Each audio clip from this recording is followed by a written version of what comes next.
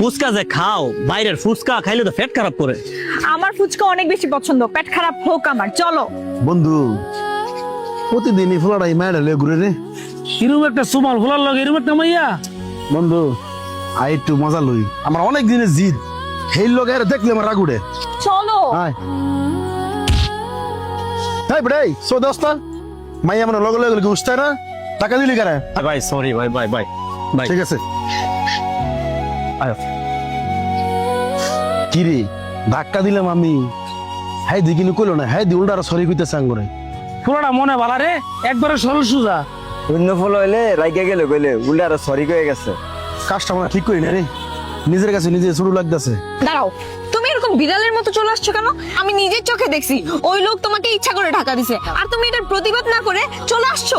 এরকম বিড়ালের মতো থাকলে না সমাজে চলতে পারবা না। আজকে ধাক্কা মারছে, ওদের সাহস বেড়ে গেছে। শোনো মহিমা, আমার নানা একটা কথা কইছিল, কেউ যদি শালা কইয়া ডাক দেয়, আরে বাই কইয়া আয়া ফোরন লেগা।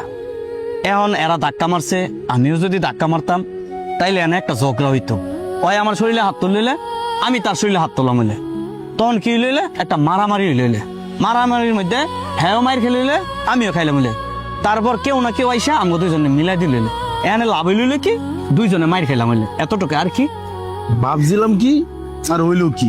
আমার মনে হয় কি ফুলাটার কাছে গিয়া সরি কইলে ভালোই হইব। বড় ভাই ঠিকই কইছেন, এমন মানুষ আর আমি দেখি নাই। বন্ধু আয় যাইতেছে গা। ভাই দাঁড়া। ভাই আবার কি কোনো ভুল করলাম? না ভাই, আপনি ভুল করেন নাই, ভুল আমরা করছি, সরি ভাই। ভাই সরি বলার কি আছে, আপনাকে মন চাইছে আমার সাথে ধাক্কা খাইতেন, ধাক্কা খাইছেন, সমস্যা নাই ভাই। ঠিক আছে ভাই, তাইলে যাই। হ্যাঁ ঠিক আছে ভাই, ভালো থাকবেন।